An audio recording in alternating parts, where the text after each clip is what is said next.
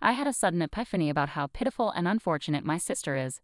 "I've got the perfect idea," I exclaimed. "What kind of idea?" a curious voice asked. "Well, just watch closely." Jessica, dressed in an extravagant wedding gown, one fit for a grand ceremony, gestured for a microphone. Once she received it, she turned to the gathered guests and confidently announced, "Would anyone care to take my sister off our hands? She's not particularly well educated, and she's not getting any younger, is she?" As she spoke, Jessica glanced at her sister with a smug, mean-spirited smile, unaware of how inappropriate her actions were. Her blunder changed the atmosphere in the room immediately. Murmurs spread throughout the crowd, and some guests began casting cold looks in Jessica's direction. Oblivious to the shifting mood, Jessica gripped the microphone tightly again. "Come on, sister, you need to sell yourself more. There are plenty of handsome doctors here. You really don't understand what you've done, do you?" At that moment, an unexpected incident occurred. "My name is Emily Nichols, a plain 29-year-old working woman. I don't have any particularly outstanding features except for one unusual fact. After graduating from middle school, I pursued a career in law and obtained my attorney's license. I have a sister named Jessica, 2 years younger than me. She's charming in appearance and sociable by nature, so she has always been treated specially by our family. I am not particularly noticeable in appearance, just plain, and I fit within the average range in terms of style. Moreover, I'm not especially charming, so I was never much cherished by my family or relatives. I hardly felt any affection and was often treated coldly within our home. I couldn't compete with Jessica's natural charm, and she monopolized our parents' passionate love. On the other hand, all I received were harsh looks. I worked as hard as I could in my studies, earning good grades in the hope of attracting even a little attention from my family, but I could never outshine her. Eventually, tired of striving for my family's love, I decided to take a different path. Giving up on being loved, I poured even more effort into my studies, dedicating myself to deepening my knowledge and finding my own worth. My efforts led to visible results, and I hoped that my academic success would one day lead to a word of praise from my parents. Holding on to this faint hope, I continued to study late into the night throughout my middle school years. I'd always maintained the top spot in my class and outpaced the other students in every test. Despite this, not once did I receive words of praise from my parents during those long school years. Instead, I was often met with what felt like reproach for my grades. "It's not just about being at the top. You need to get nearly perfect scores in every subject. Yes, even if you score 95% in science, it's not perfect," my mother would say. "But this recent exam was really difficult," I protested. "Excuses again and again. Your insufficient efforts are why you end up with such results," she retorted, her voice sharp as ice. It was truly disagreeable. "Are you intending to flaunt those less than perfect grades?" All I could do was apologize. "Yes, I'm sorry," I murmured softly. No matter how much time and effort I invested, my results never matched my parents' idea of perfect. They never acknowledged my efforts. Any score less than 100% was just a reason for reprimand. But more than my parents' coldness, my sister Jessica's seemingly innocent words hurt more. "Oh, sister, you're not getting lectured again, are you?" she'd say, entering my private space without permission and smirking at my report card. Good grades and still scolded. "That's sad. I get praise for barely passing." "Did you come here just to say that?" I asked. "I was worried maybe you were down again, but I didn't expect such a cold reception." Jessica feigned concern. "If you were really worried, you wouldn't speak to me like that." That was my report. "See, that's your problem. You're always like this, so standoffish. That's why Dad and Mom don't show you love," she said, her gaze as cold as ice as she looked down on me with unmistakable contempt. For a brief moment, her attitude was palpable even as she departed. After she left, the sound of her cheerful laughter with our parents could be heard from the living room. I should have been used to this kind of situation by now, but the sadness that suddenly welled up inside me couldn't be contained, and tears began to streak down my cheeks. In my hand was the report card, crumpled beyond recognition in my clenched fist. I resolved once again to stand on my own and break free from this suffocating family environment. I determined that excelling in my studies and enhancing my abilities was essential for my escape. From that moment on, I threw myself into my studies with even greater zeal than before. One day, as the autumn breeze swept through the classroom windows, my father made an unexpected announcement. "Emily, you will not pursue high school. You'll immediately start looking for a job," he stated coldly. I was at a loss for words, unable to mask my confusion. "Why would you say something like that?" I asked, trying to keep my face expressionless. "Further investment in you is unnecessary," my father replied. "If you want to go to high school, pay for it with your own earnings. If that's impossible, then you have no choice but to give up." "But I'm still in middle school. Work opportunities are limited for me," I protested, my voice trembling. "How am I supposed to?" My protest fell on deaf ears. Then you must resign yourself to this, my father declared definitively. After discussing it with your mother, we decided to concentrate our finances on Jessica. We can't afford to spend more on you. That's not fair, I screamed internally, but my father's decision was unshakable. His abrupt words drained all the color from the world around me, painting everything in shades of gray. My mother and sister watched me, their faces wearing smiles that were uncomfortably gleeful. I understand much more now. For example, there were options to cover high school expenses, such as finding schools that offered tuition waivers or scholarships. However, back then, without the knowledge to access such information, I was simply devastated by the closure of my path to further education. From that day on, my passion for learning faded rapidly. The praises of my homeroom teacher, who had always admired my grades, rang hollow. The lack of attention to education at home made my prospects of advancing to higher education even more hopeless. Eventually, I stepped into the next stage of my life, working at a local factory immediately after graduation. At the time, I was not yet of age to live independently and support myself. Therefore, until I reached the age of 18, I continued to work as hard as I could. My salary from the job was primarily contributed to the household, and the meager amount I kept for myself was saved for the future. Those difficult days felt like crawling through an endless tunnel. On my 18th birthday, I finally left that house, leaving a single letter for my family. With my decision in my heart, I walked away from the home that now only existed in my memories. The family's reaction afterward was ironically as if I had never existed, complete silence, without a single phone call or letter. Initially, living apart from my family caused me heartache, and the loneliness cast a shadow over my days. However, as time passed, the loneliness gradually eased with the busyness of work. Since moving out and starting an independent life, the stress I had felt at home disappeared, and I began to experience a mental spaciousness I had never felt before. This newfound peace of mind reignited a new enthusiasm within me. I regained my former passion for academia and decided to start learning anew. As I began to study again after a long hiatus, I started with the basics, reviewing them diligently. The joy of learning filled my heart once more, and before I knew it, I was continuing my studies with ease. After that, I started to delve into high school textbooks and simultaneously began extensive reading. During my reading journey, I became fascinated by books on law, which sparked a profound interest in the legal profession. With my education having ended in junior high, the career of a lawyer seemed distant, yet I serendipitously learned about the preliminary examination system. This system presented a possibility for someone with my educational background to take the bar exam.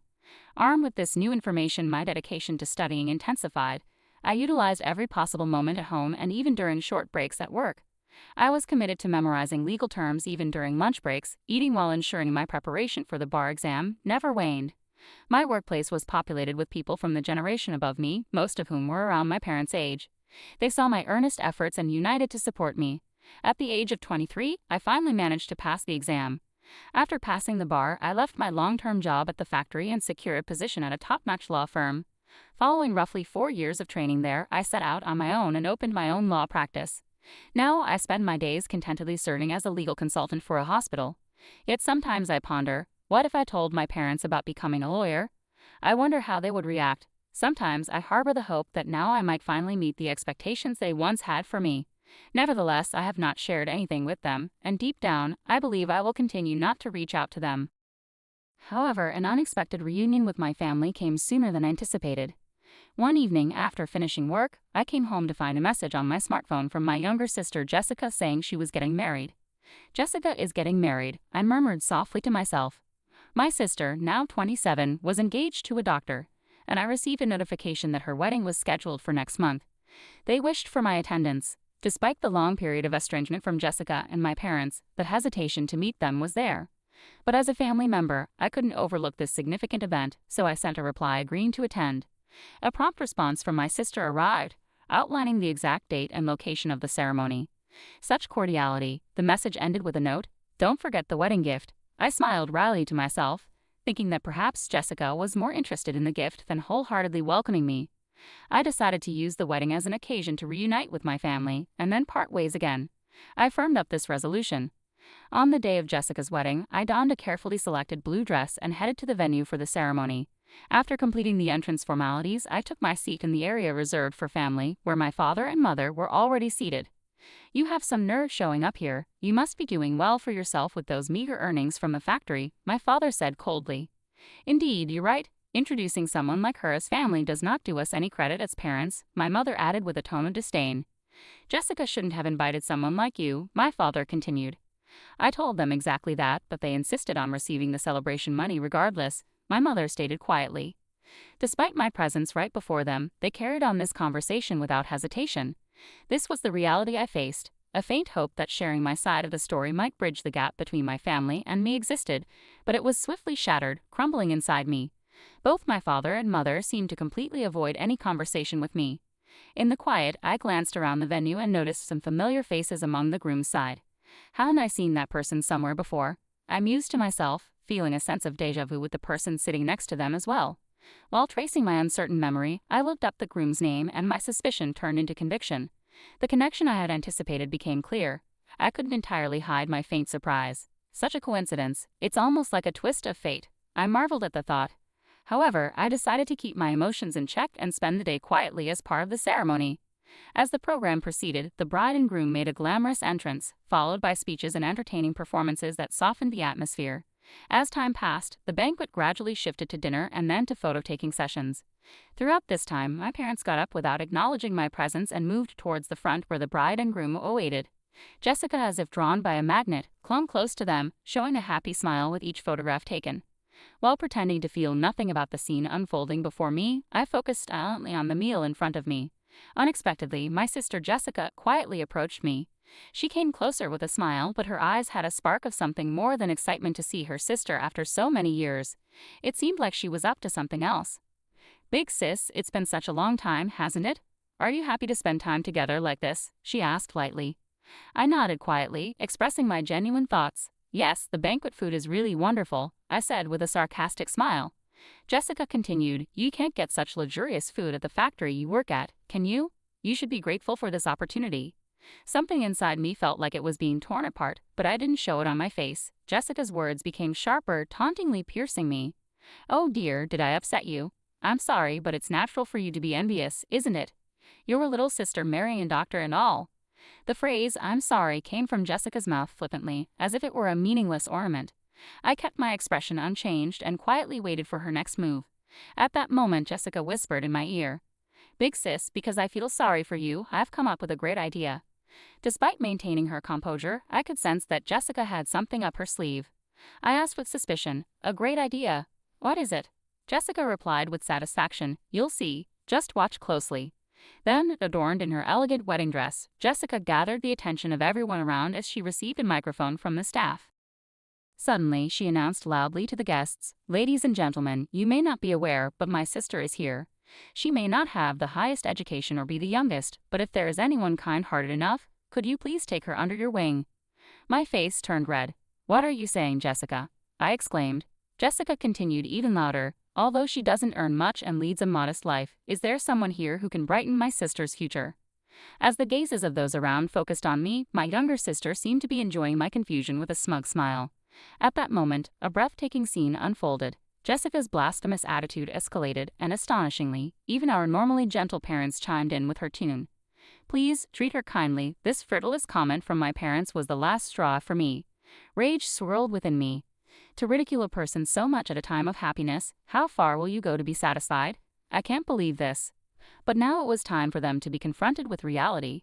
As the atmosphere shifted and murmurs increased throughout the venue, Jessica, unaware that she was once again the center of attention, cheerfully took the microphone and called out, "Emily, look, there are so many doctors gathered here. It's your chance." I maintained silence, conveying a strong will through my somber gaze. "This is the end for you."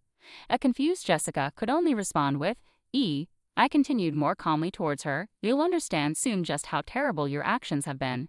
Just as Jessica tried to make an excuse, the groom suddenly raised his voice to address the venue. "Wait, please, why are you leaving your seats?" The venue was riveted by his voice. Looking towards the groom, it was evident that all his colleagues from work were standing up, heading for the exit.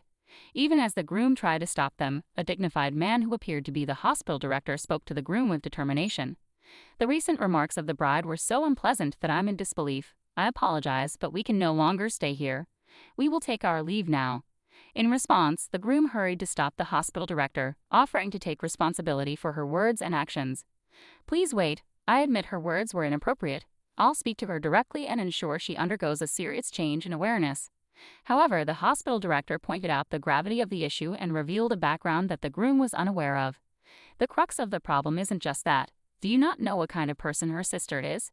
The groom, though confused, admitted he knew nothing about her sister. No, I only met her sister for the first time today, and all I've heard was that she worked in a factory after graduating from middle school.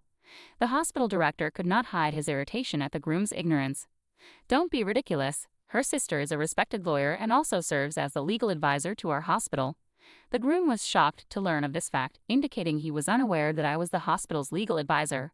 And the lawyer is our hospital's advisor, the director continued. Not only the groom, but also Jessica and my parents were at a loss for words. I am contracted as the legal advisor of that hospital, and the hospital where my sister's husband-to-be works is the hospital I work at. The reason why the groom looked familiar was that I had seen him several times at hospital events. The other guests probably came to the same realization upon seeing me. My sister's inappropriate comments only added fuel to the fire, and that's why the hospital director openly expressed his outrage. Although the groom himself is a member of the hospital's medical staff and has no direct relation to me, to the hospital director and other staff, the legal advisor is of significant importance. The groom's face turned even redder in an instant, and he stepped toward Jessica, raising his voice in reproach. What on earth is this? Because of your carelessness, my reputation is now tarnished. Jessica stumbled over her words for a moment, then defended herself like a bewildered child. It's not like that. I truly had no idea that my sister was in such a prestigious position. The groom, growing more indignant, continued to reproach Jessica for her ignorance. Ignorance is no excuse, and how can you speak so lightly and disrespectfully of your own sister? As a human being, your behavior is at the very bottom. You've truly lost sight of what's valuable. Jessica, desperately trying to elicit some understanding, pleaded, "Wait a minute, listen. I have a good reason." However, the groom, leaving no room for her explanation, declared decisively, "The withdrawal from the marriage itself. I have no interest in hearing your excuses. Our marriage discussion ends here." Shocked by his words, Jessica collapsed on the spot as if her soul had left her, her complexion turning deathly pale. Then, in a fit of anger, the groom disappeared from the wedding hall along with the guests. As I was about to leave, I heard a desperate cry from my sister behind me. "Please help me, Emily." But without being swayed by her cries, I confronted her with a stern tone. "Help you, you say? Why should I do such a thing for you? The situation you find yourself in is the result of the seeds you have sown. Attempting to get a laugh with a joke that mocks others and then playing the victim when it fails is a pathetic sight that I cannot accept." Jessica, fraught with confusion and anxiety, pleaded, "Why are you using such harsh words? If I had known about your success as a lawyer..." With a quiet yet firm attitude, I responded, "Why should I need to inform someone who has never contacted me about my profession? In fact, I was planning to end our relationship after this wedding, but now, having witnessed your unfortunate end, I'm somewhat satisfied. You must be disappointed that your engagement to a doctor has been called off. Well, you better work hard to find your next prospect." With these words, I left the venue with dignity. From afar, I could hear the critical voices of my sister and parents from the guests. Everything proceeded as expected, and my sister's marriage was no more. The parents who had thought a secure future was assured through my sister marrying a doctor expressed their anger towards her for the first time. Due to the commotion, my sister, always pampered, couldn't withstand their anger and sought salvation with a broken heart, but I ignored her pleas without any sympathy. I never answered the phone despite repeated attempts, and I cut off all methods of contact with my family. I heard that my sister had quit her job, now without employment, estranged from our parents, and spending her days shut in at home. As for me, I am maintaining a very satisfying state in both my work and private life, leading a peaceful existence without any significant problems. Although the bond with my family hasn't been smooth sailing, I am fortunate to be blessed with a great deal of support from people in my professional life and my day-to-day existence. This blessed environment isn't due to chance but the result of long-term self-investment and persistent effort. There were days when I faced harsh trials, but it is because I overcame each one that I am where I am today. Reflecting on my past struggles and recognizing their value for myself, I now hope to continue living a fulfilling life at my own pace, setting realistic goals while keeping stress to a minimum.